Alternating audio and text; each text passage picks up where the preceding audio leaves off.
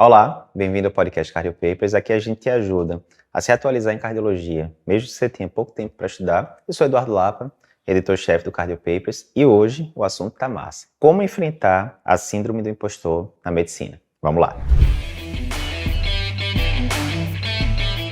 Então vamos nessa, mas antes de ir para o conteúdo, só um aviso aqui, não sei se você sabe, mas dia 13 e dia 14 de outubro vai rolar lá em São Paulo o Cardio Papers Experience 2023. O que é isso, Eduardo? Nosso grande evento ao vivo, onde a gente vai discutir com você as principais novidades que existem na cardiologia, principais artigos que saíram em 2023, diretrizes, novidades, o que é que tem de novo em insuficiência cardíaca, arritmia, métodos de imagem e vários outros campos da cardiologia, mas não só isso. A gente vai além e a gente vai discutir com você, por exemplo, como aumentar o seu faturamento no consultório particular, como ser um médico mais produtivo, e assim ter mais tempo para as coisas que você gosta.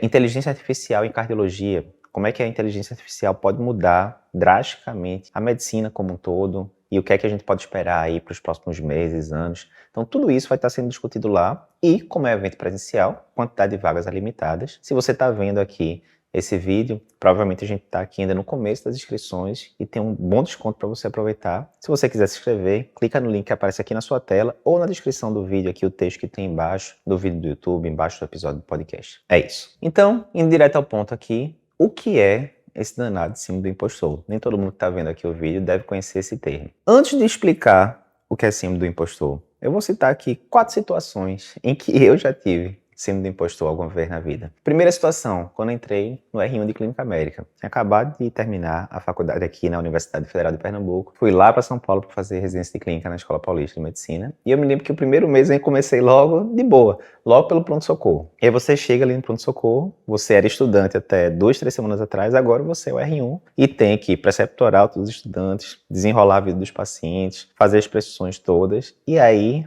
bateu aquele sentimento, rapaz, eu não estou muito apto para isso aqui não. Complicou. Segunda situação, mesma coisa, mas na residência de cardiologia. Tinha acabado de terminar a residência de cardiologia lá na Escola Paulista, comecei no dia seguinte a residência de cardiologia lá na USP, lá no INCOL. E mesma coisa, você entra lá primeiro dia, você olha ali para todo mundo que passou, né, os outros residentes passaram numa prova dificílima, e agora, de repente, você é o cara que vai estar preceptorando, né, os residentes de clínica que estão rodando lá, os estudantes que estão rodando lá. Teoricamente, agora você tem que resolver as broncas do paciente ali, cardiológico, e vamos que vamos. Será que eu estou apto para isso? Surgiu a pergunta. Terceira situação, terminei a residência de cardio, voltei aqui para Recife, comecei a dar plantão, pós-operatório, emergência, outras coisas. Depois de um tempo me chamaram para ser o chefe de uma UTI de pós-operatório aqui em Recife. Na época eu tinha experiência, sei lá, tinha feito talvez 50, 80 pós-operatórios de cirurgia cardíaca, alguma coisa do tipo. E virei o chefe, né, o diarista ali da UTI de pós-operatório, que era coisa de 15, 20 pós-operatórios por mês. E agora, será que eu tenho know-how para desenrolar isso daqui, essa quantidade toda de pós-operatório, né, no cargo de chefia? E quarta situação e última, exemplo prático, não sei se você sabe, mas em 2022 o Cardio Papers entrou para o ecossistema da AFIA, né, que tem inúmeras faculdades de medicina, Brasil afora. Tem várias empresas digitais que você certamente já ouviu falar, como a PebMed, que produz o Whitebook, né, quase 200 mil assinantes aí pelo Brasil, além da Medicina, Medcel e várias outras empresas. Assim que a gente entrou no ecossistema da AFIA, a gente tinha ali, né, 8, 10 funcionários, e poucos meses depois a gente tinha coisa de 50 funcionários, né? E eu, os meninos, Fernando, André, a gente liderando o time todo. E aí, será que eu sou capaz agora de liderar esse time de tanta gente, considerando que poucos meses atrás a gente tinha 1/5 dessa quantidade de funcionário? Acho que você conseguiu compreender o cenário, né? O que é a síndrome do impostor? A síndrome do impostor é justamente, acontece normalmente quando a pessoa entra numa função nova e ela não se sente capacitada, ela duvida da própria capacidade de resolver aquilo ali que ela foi colocada. É muito comum no cenário profissional, né? Mas pode acontecer em outros cenários também, não só profissionais. E é muito comum isso acontecer em medicina e fora da medicina, mas em medicina, que a gente se cobra muito, etc., é bastante comum. Eu vou falar aqui para você hoje algumas lições que eu aprendi sobre síndrome do impostor e como fazer para enfrentá-lo. Primeira lição, querendo ou não, síndrome do impostor é um sinal de humildade. Veja, você era, vamos pegar o exemplo ali do R1 de clínica, você era estudante de medicina até 2 semanas atrás, né? E como estudante de medicina, né, você está ali aprendendo as coisas todas, mas não é você que está ali na linha de frente.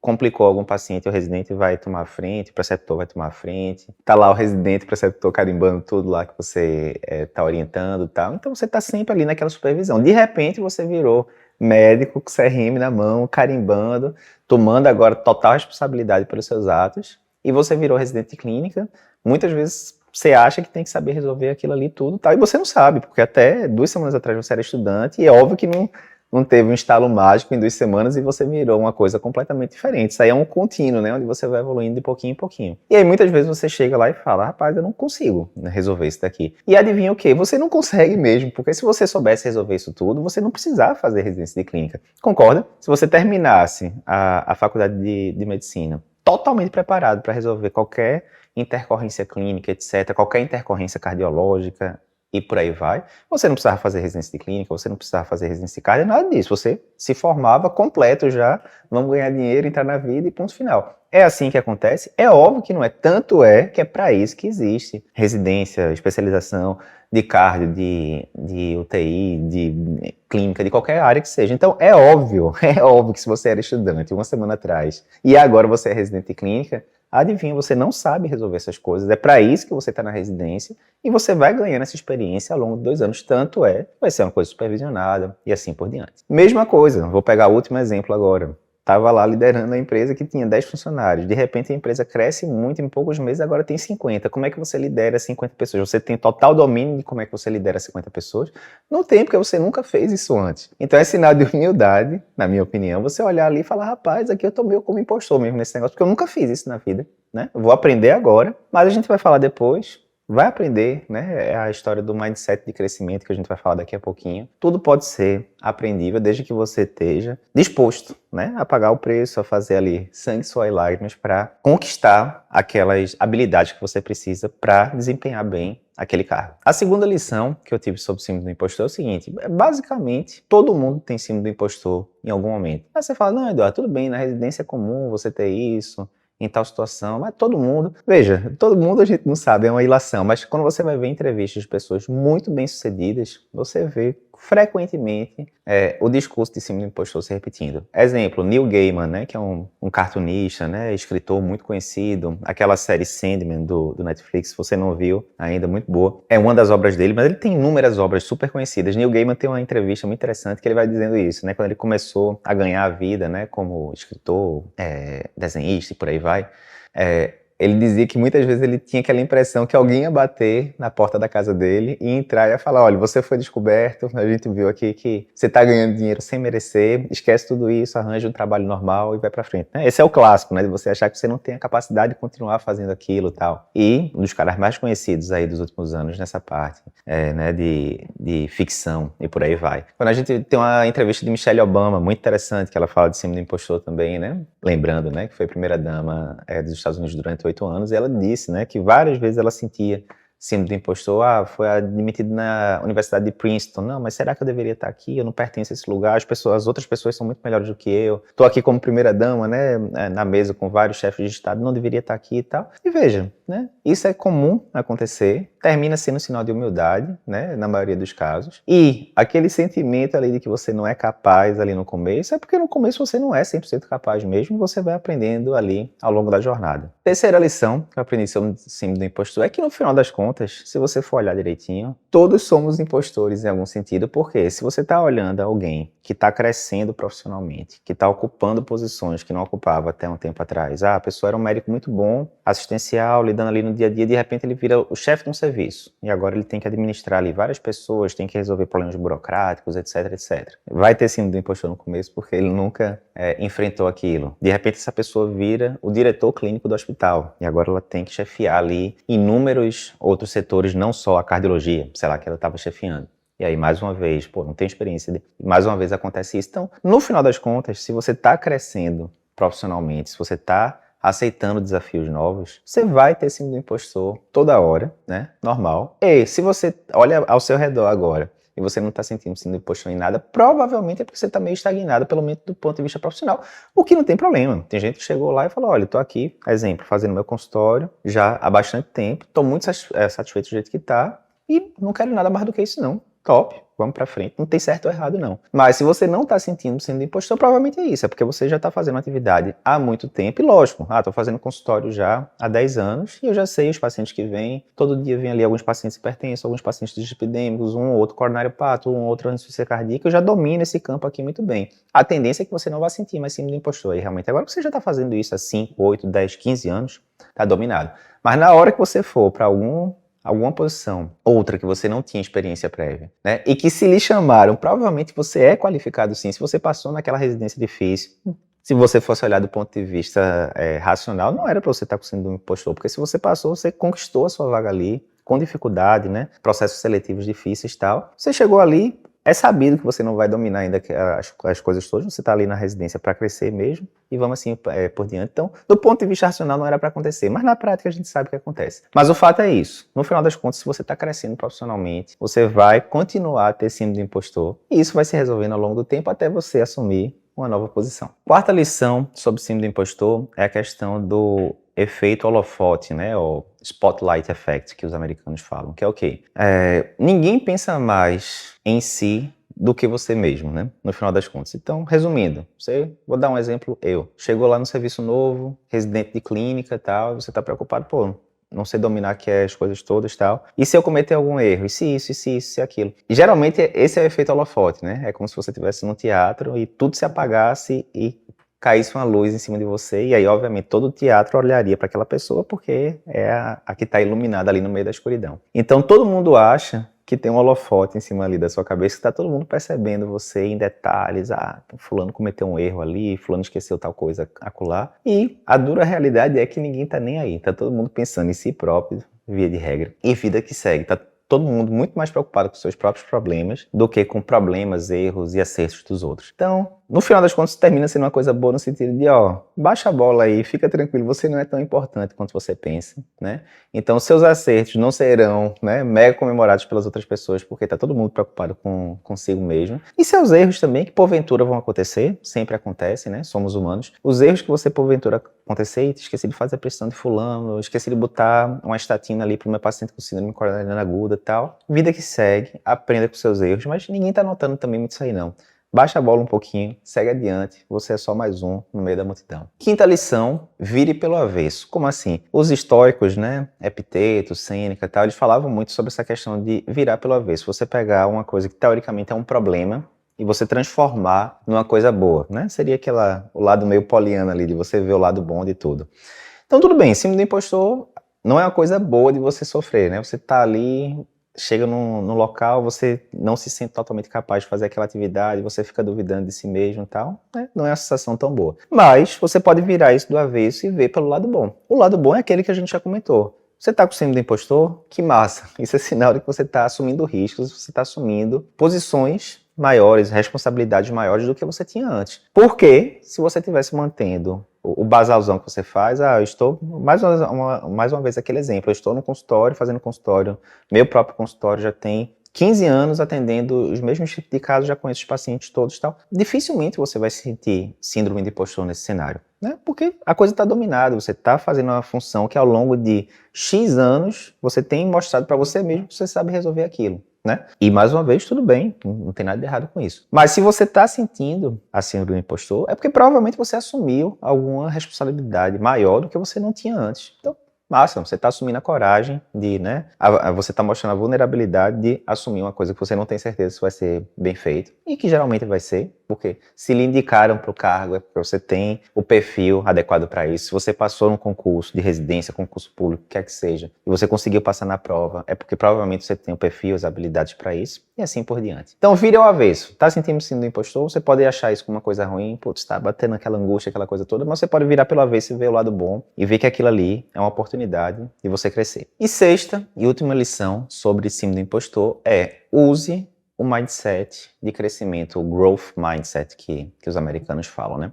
Quando a gente vai lá para o livro Mindset, que é da Carol Dweck, se eu não me engano ela é psicóloga, não me lembro se é de Stanford, é de alguma das grandes faculdades americanas. Ela criou esse conceito, né, do mindset de crescimento, né, e o mindset fixo ou estagnado e tal. O que é? O mindset de crescimento é você achar que você consegue adquirir habilidades novas, né? E que você vai conseguir resolver aquilo em última instância. Exemplo, virei residente de clínica, esse exemplo de novo. Não sei dominar as coisas todas de clínica, obviamente, eu era estudante até uma semana atrás, tal, e agora, né? O mindset de crescimento fala, rapaz, fica tranquilo, você já não conseguiu, olha o tanto de coisa que você dominou para trás já, você vai dominar isso aí também, fica tranquilo, você tem 2 anos de residência aqui para desenrolar isso. Fica tranquilo, um passo de cada vez, você vai adquirindo conhecimento, você vai ver como é que você vai estar daqui a 1, 2 anos, certamente você vai ter desenrolado isso. E que é o que acontece na prática. Esse é o mindset de crescimento. Eu posso até não ter o conhecimento que eu preciso, que eu gostaria de ter, mas eu vou arranjar um jeito de desenrolar, né? E isso lhe dá aquela sensação de tranquilidade, porque, é só ter calma, é só fazer o hard work que vai dar certo. O mindset fixo, né, é aquele que fala, não, eu sou o que sou, né? Eu nasci assim, eu cresci assim, Gabriela, aquela música, né? Então, assim, se eu não sei dominar as coisas de clínica agora, ferrou, não vou saber, né? E aí você tende a ficar cada vez mais protraído ali, enfim, isso é péssimo, né? Então, adquira o mindset de crescimento. E veja, não tem uma pessoa que tem 100% mindset de crescimento, outra que tem 100% mindset fixo, né? Isso vai transicionando, né? Às vezes você tem um mindset de crescimento muito bom do ponto de vista profissional, não, eu consigo abarcar desafios novos, vou aprender as coisas e tal, mas você tem um mindset fixo do ponto de vista pessoal. Exemplo, eu sou uma pessoa que não gosta de ler, né? E você se identifica com aquilo, acabou, eu não gosto de ler, não vou ler nunca, tal, e pronto. Será que é assim? Não, geralmente não é. Vou dar um exemplo, eu até 2016, 2017 lia praticamente nada fora de medicina. De 2018 para frente, comecei a ver tipos de literatura que eu gostava de fato de ler, que eu ainda tinha aquela memória da escola, de ter que ler Dom Casmurro, aquela literatura mais clássica ali, que sinceramente, não tinha muito interesse, pelo menos na época. E aí comecei a ler coisas que eu gostava mesmo, produtividade, empreendedorismo, marketing, enfim, coisas fora de medicina. E aí você vê que é um exemplo de mindset de crescimento, né? Não era um leitor. Realmente, fiquei os primeiros 30 e poucos anos da minha vida sem ser leitor. Agora leio, basicamente, né, algumas dezenas de livros por ano. Então, esse é um exemplo de mindset de crescimento. E muitas vezes é isso. A pessoa pode ter um mindset de crescimento em alguns campos da vida e mindset fixo em outros. Quando você estiver frente a síndrome do impostor, tente intencionalmente aplicar o mindset de crescimento. Rapaz, tudo bem, eu posso não ser qualificado para isso aqui ainda agora, mas relaxa, me dá 4, 6 meses aí que você vai ver o estrago que eu vou estar fazendo no bom sentido. Então, mindset de crescimento aí é um ótimo antídoto para a síndrome do impostor. Para encerrar, tem uma citação que eu não lembro direito o nome do autor, mas é alguma coisa nesse sentido. Se você não está ali, pelo menos, levemente envergonhado por quem você era 1, 2, 3 anos atrás, isso é sinal de que você não está aprendendo muita coisa nova, né? E é um alerta, realmente, né? Se você olha para 1, 2, 3 anos atrás e você não vê um crescimento pessoal, profissional,